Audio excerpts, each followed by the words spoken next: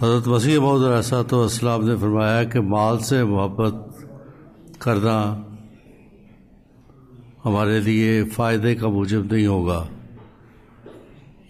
بلکہ جو لوگ مال سے محبت کرتے ہیں وہ پھر اس کو کھو دیتے ہیں، کچھ بھی نہیں پاتے، اور جو لوگ دین کی خاطر دین سے محبت کرتے ہوئے مال کو خرچ کرتے ہیں ان کو خدا تعالیٰ کئی گنا دیتا ہے، کم از کم 10 گنا کا تو خدا تعالیٰ نے وعدہ بھی کیا ہوا ہے۔ حضور کا خطبہ جمعہ جو پچھلے جمعے سے پہلے تھا، اس میں حضور نے سارے خطبے میں جماعت کو یہ تلقین کی ہے کہ دین کو دنیا پر مقدم رکھنے کا جو عہد ہم شرائط بیعت پہ کرتے ہیں ان کو اپنی عملی زندگی میں بھی نافذ کرنا ضروری ہے۔ حضور نے فرمایا کہ ذیلی تنظیمیں، خطاب الانبیاء، انصار اللہ، لجنہ، تمام تنظیموں میں یہ عہد دہرایا جاتا ہے کہ میں دین کو دنیا پر مقدم کروں گا۔ تو دین کے کام تو آج کی دنیا میں حضور نے فرمایا تھا یہی ہے کہ ہم مساجد بنا رہے ہیں اور اشاعت قرآن کر رہے ہیں، یہ 2 اہم کام ہیں جن کے لیے جماعت احمدیہ کو اس زمانے میں کھڑا کیا گیا ہے۔ حضرت خلیفۃ مسیح ثانی نے فرمایا تھا، مجھے ایگزیکٹلی یاد تو نہیں، غالباً یہ تھا کہ اگر 2500 مساجد یورپ میں ہم تعمیر کر لیں تو سارا یورپ جو ہے اس کو مسلمان کر سکتے ہیں۔ تو ابھی تو ہماری بہت کم مساجد ہے۔ مساجد کی تعمیر کے لیے قربانی کرنے سے کوئی بھی انسان غریب نہیں ہو سکتا، یہ ہم نے اپنی زندگیوں میں تجربہ کر کے دیکھا ہے۔ ہم نے اپنے والدین کو، اپنے بزرگوں کو اس حالت میں دیکھا ہے۔ ابھی انہوں نے مثال پیش کی ہے کہ ایک صحابی نے اپنی جو 4 پہیاں تھیں وہ بیچ دی، 4 پہیاں تو چند دنوں میں ختم ہو جانی تھی، اور منارۃ المسیح کے لیے قربانی کرتے ہوئے رقم دے دی۔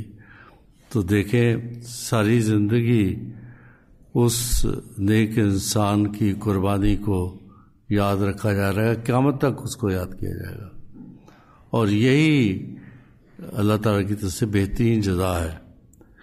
جہاں تک مالی قربانی کا تعلق ہے، ہمارا تجربہ ہے کہ خدا کے راستے میں اگر خرچ کیا گیا ہے تو یقینی طور پر اللہ تعالیٰ نے دیا ہے۔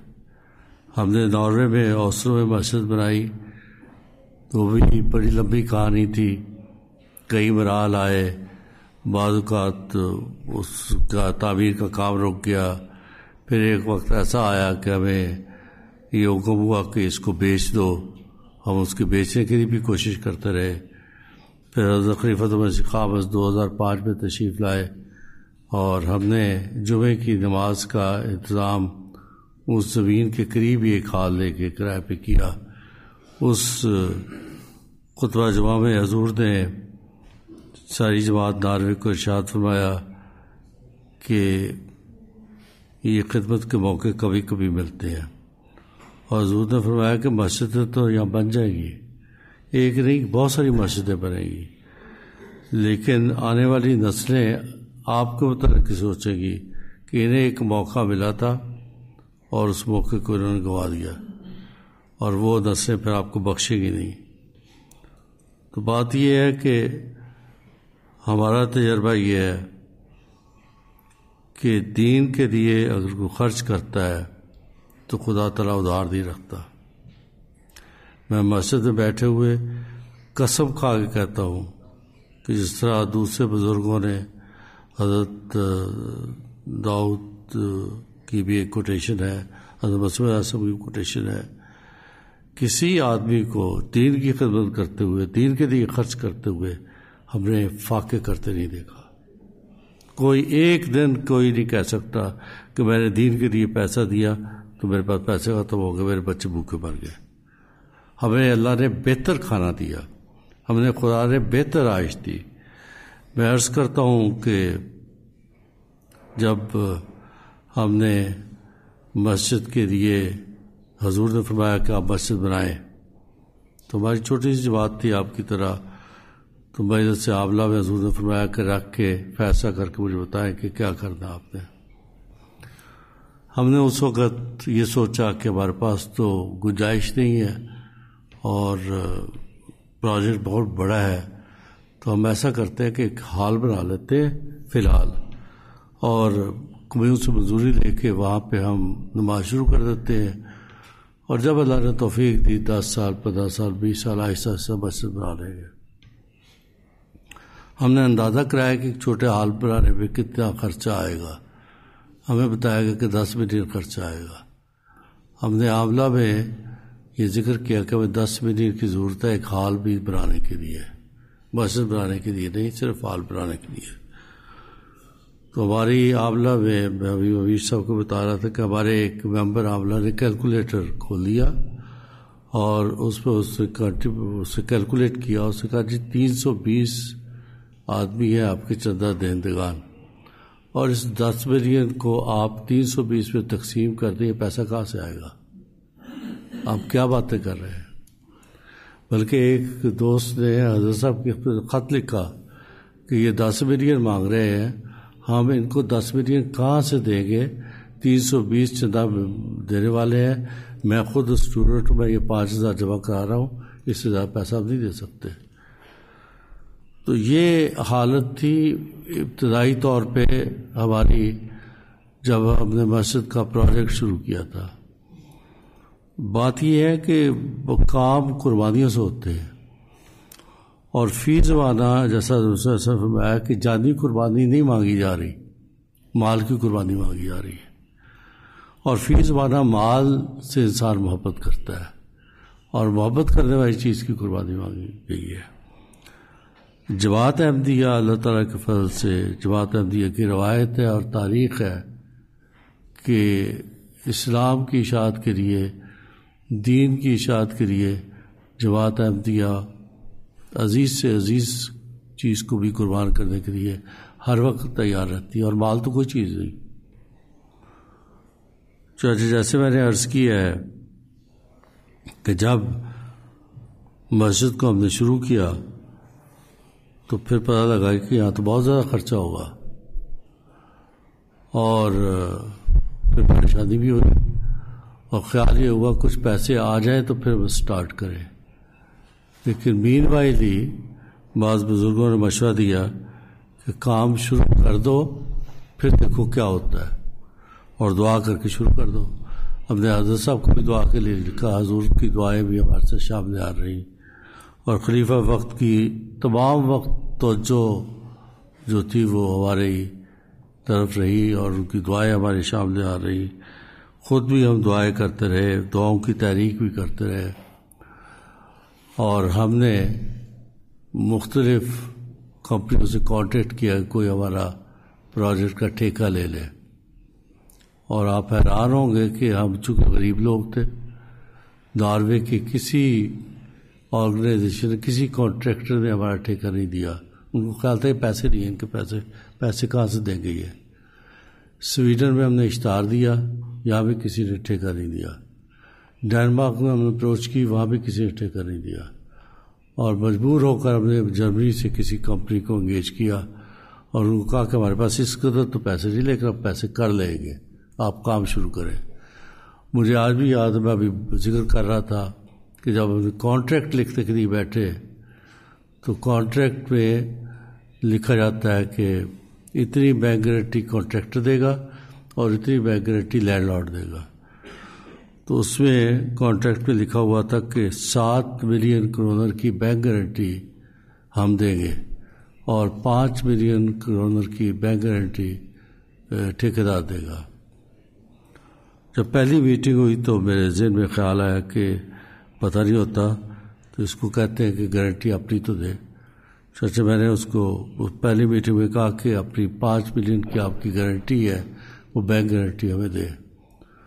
تو کہنے لگا ٹھیک ہے آج ہی لے لیں بینک گارنٹی، لیکن آپ اپنی 7 ملین کی بینک گارنٹی دیں۔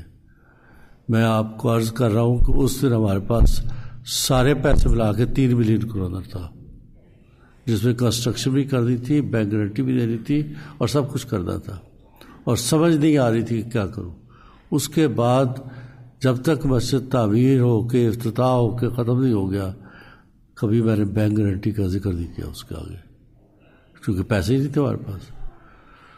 تو بہرحال دعائیں کی، حضور کی توجہ بھی رہی، جماعت پہ قربانی کی، تحریک بھی کی، اور خدا تعالیٰ کے فضل سے ہماری جماعت کے جو احباب ہیں، خواتین، بچے، بڑے بوڑھے، وہ اللہ تعالیٰ کے فضل سے خدا کے راستے میں قربانی کرنے سے پیچھے نہیں ہوتے. بعض اوقات میں سمجھتا ہوں کہ ہم میں تھوڑی سی سستی اور غفلت آ جاتی ہے کہ ہم بر وقت ان کو اپروچ نہیں کرتے یا ان کو توجہ نہیں دلاتے. لیکن جب میں نے اور مربی صاحب نے جماعتوں میں دورہ کرنا شروع کیا، مسجد کی تعمیر بھی شروع کر دی، پیسے پورے نہیں تھے، لیکن ہم نے جب جماعتوں میں دورہ کرنا شروع کیا تو ہمیں ایسے نظارے دیکھنے میں ملے جس کا تصور کر کے بھی انسان اپنے جذبات پہ قابو نہیں پا سکتا. ایک دوست تھے، ان کو جب ہم نے تحریک کی، انہوں نے کہا جی میں اس فلیٹ پہ رہتا ہوں، میں یہ جماعت کو دیتا ہوں، اس کو بیچ کے جتنے پیسے ہیں وہ آپ مسجد میں لے لیں. کہ ایک دوست کو ہم نے کہا کہ تم کچھ مدد کرو، کہنے لگے میرے پاس پیسہ ویسا کوئی نہیں، یہ 2 گاڑیاں ہیں، ایک میں ٹیکسی چلاتا ہوں، دوسری میری پرسنل یوز میں ہے، اس کو بیچ دیں، آپ پیسے لے لیں.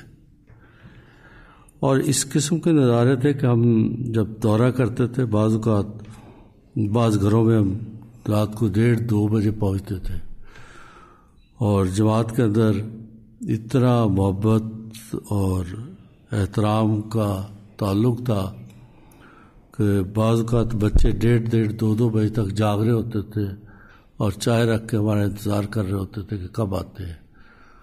اور جب ہم جاتے تھے تو بچے اپنے وہ جو اس پارے پونگا ہوتا ہے اس کو اٹھا کے لے آتے تھے کہ ہم نے پیسے بچائے ہوئے ہیں. کروندر اورے اس کے اندر جمع ہوئے ہوتے تھے. تو بات یہ ہے کہ قربانی جو ہے، قربانی کے لیے انسان یہ نہیں سوچ سکتا کہ کیسے قربانی دے، پیسے آئیں گے تو پھر کروں گا، یہ کرو. انسان قربانی کا جب ارادہ کرتا ہے تو پھر خدا تعالیٰ خود بخود اس کے سبب بھی پیدا کر دیتا ہے. ہم نے ایک جگہ پہ تحریک کی، بہت سارے واقعات ہیں لیکن آپ کے جلسے کا وقت ہے، میں اس کا زیادہ ٹائم. ایک جگہ پہ وقت تحریک کی، ایک اسٹوڈنٹ تھا، نوجوان تھا، پتہ نہیں کیا ہوا، میں نے اس کو کہا کہ تم جو کچھ بھی ہے ٹھیک ہے، تم اسٹوڈنٹ ہو. میں نے کہا لوگ اخباریں بھی تو بیچتے ہیں، تو 1 لاکھ کروڑا دو. اب اس بچے نے بھی اٹھ کے یہ نہیں کہا کہ جی امیر صاحب آپ کیا بات کر رہے ہیں، میں تو پڑھ رہا ہوں، یونیورسٹی جا رہا ہوں، میرے لون لے کے پڑھ رہا ہوں، آپ مجھے کہتے ہیں 1 لاکھ دیں، اور ابھی میرے دوست رہتے ہیں. اس نے کہا ٹھیک ہے جی، آپ نے کہہ دیا ہو جائے گا. میں بتا رہا ہوں کہ یہ جماعت کیسی ہے، سونے والی جماعت ہے. اگلے دن میں نے اس کو دیکھا کہ ایک پیٹرول پمپ پہ وہ پیٹرول ڈلوا رہا ہے ایک ٹیکسی میں. میں اس کے پاس گیا اور میں سخت ناراض ہوا. اس کو میں نے کہا تمہیں کس نے کہا کہ تم اپنی ایجوکیشن کا حرج کرو اور ٹیکسی چلانی شروع کر دو. کہنے لگا ابھی صاحب آپ نے نہیں کہا تھا کہ 1 لاکھ. میں نے کہا میں نے ہرگز نہیں کہا کہ تم ٹیکسی چلانی شروع کر دو اور اپنی تعلیم کا حرج کرو. کہنے لگا نہیں تعلیم میں نے نہیں چھوڑی، پڑھائی میں کروں گا، لیکن آپ نے کہا تو اب میں ٹیکسی چلانی شروع کر دی ہے. میں یہ وعدہ کرتا ہوں کہ جس دن آپ کا 1 لاکھ کروڑ پورا ہو جائے گا میں ٹیکسی چھوڑ دوں گا. 6 مہینے اس بچے نے ٹیکسی چلائی. 6 مہینے کے بعد ہمارے پاس آیا، کہتا جی یہ 1 لاکھ کروڑ میں نے آپ سے وعدہ کیا تھا پیش کرتا ہوں. اب میں نے کہا رات سے ٹیکسی چلانی چھوڑ دی ہے. تو یہ اللہ تعالیٰ کا فضل ہے کہ یہ ہماری جماعت احمدیہ کے افراد ہیں جو اپنی جان مال کا جو عہد کرتے ہیں اس کو پورا بھی کرتے ہیں. تو میں سمجھتا ہوں کہ بعض اوقات ہماری طرف سے سستی ہو جاتی ہے، لیکن یہ میں آپ کو یقین دلاتا ہوں، آپ کے ہمسائے میں ہیں ناروے کے دوست، جو لوگ فلیٹوں میں رہتے تھے ان میں سے اکثریت اس وقت اپنے انڈیپینڈنٹ ولاز میں ہے. اور وہ ان کے ولاز ایسے نہیں کہ ان کو نقصان ہے، بہت زیادہ قرضے پہ ہیں. بیشتر ایسے ہیں جن کو کرایہ آ رہا ہے اور کرایہ قرضے میں جا رہا ہے. جن کے پاس 1 گاڑی تھی وہ آپ جا کے دیکھیں ان کے پاس 2 گاڑیاں تھیں. ایسی خواتین جنہوں نے اپنے سارے زیور اتار کے دے دیے تھے، آج اپنی خواتین کو جا کے دیکھیں ڈبل زیور انہوں نے پہنے ہوئے ہیں. تو خدا تعالیٰ ادھار نہیں رکھتا. خدا یہ تو کہتا ہے نا کہ کم از کم 10 گنا تو ضرور دیتا ہے. تو ہمارے پیارے بھائی اور بہنیں، یہ جو آپ کو خدا تعالیٰ نے موقع دیا ہے خدمت کا، اس کے لیے مقدور پر طاقت سے بڑھ کر خرچ کرے اور خدا کے راستے میں پیش کرے. خدا تعالیٰ آپ کو 10 گنا سے نہیں بلکہ 10 گنا سے کئی گنا زیادہ بہت جلد عطا کرے گا. اس میں یہ جو آپ نے ابھی اقتباس سنا ہے، دین کی خدمت کا موقع ملنا بھی خدا تعالیٰ کی طرف سے انعام ہوتا ہے. جہاں دین کی خدمت کا موقع نہ ملے وہ بھی ایک ابتلا ہوتا ہے. تو اس موقع کو نہ گنوائیں اور اس موقع سے فائدہ اٹھاتے ہوئے اپنی ہر عزیز سے عزیز چیز کو دین کی خدمت کے لیے پیش کریں. اللہ کے ساتھ یہ سودا جو ہے یہ گھاٹے کا سودا نہیں، فائدے کا ہی سودا ہے. اور انشاءاللہ آپ میری بات کو نوٹ کر لیں کہ جس طرح ناروے میں نے دیکھا ہے کہ جن لوگوں نے اپنا سب کچھ دے دیا تھا اس کو خدا نے بے پناہ دیا. جس آدمی نے اپنا گھر دے دیا تھا اس کو اس سے کئی گنا بہتر خدا نے گھر عطا کیا. کوئی اس سے زیادہ خرچہ نہیں ہوا، کسی کے اوپر کوئی فرق نہیں پڑا، بلکہ پہلے سے بہتر حالت میں ہے. اور وہ مسجد جس کے لیے ہم 10 ملین کے اوپر کیلکولیٹ کھول کے بیٹھ کے تھے کہ کہاں سے پوری ہوگی، وہ ملین 104 ملین پروجیکٹ میں بنی ہے. تو یہ 104 ملین پروجیکٹ صرف ناروے کی جماعت نے خرچ کیا ہے.